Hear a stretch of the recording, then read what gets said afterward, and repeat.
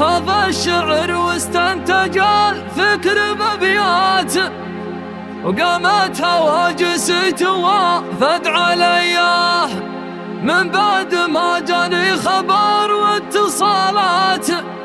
قلت ابشروا بيا رجال الوفية، يا ابو وليد ابشر وفالك كرامات، والله مذخر حاجته في يديه، والله مذخر حاجته في يديه.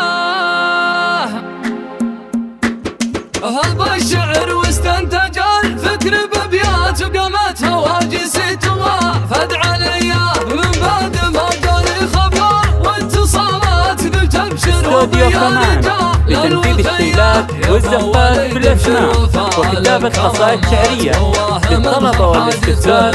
التواصل على الرقم 054 673 5600. يا مرحبا عد النجوم المطلات على الشباب والطيب والشادلية، باسم الرجال اللي تمد الجزيلات، عيال حامد كاسبه الأولية، مستور وعياله رياجل وقفات مثل الحرارة النادرة الصيرمية.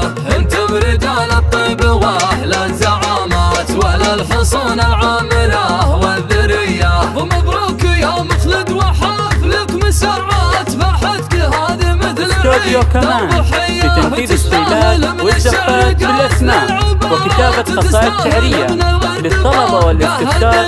التواصل على الرقم 054 673 5600. الله يبني بيوتكم بالسعادات، ويجعلكم دنيا سعيدة هنية. رجال المحمد مدهم كالسرامات، تاريخهم من العصور الفنية، حماية الحدان في فاية فات، واهل المذاهب والسلوم النقية. يوم القبايل بين شر وعداوات، عدوكم ذات السهوم القوية، ويشهد على الشيلات والزفات بالأسماء وكتابة قصائد شعرية للطلبة والاستفسار.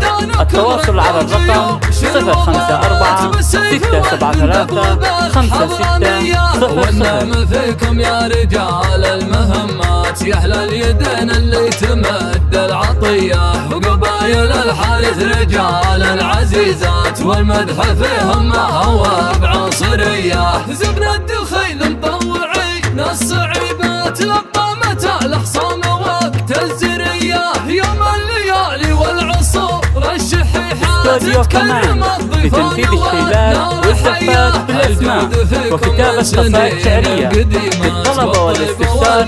التواصل على الرقم 054 673 5600.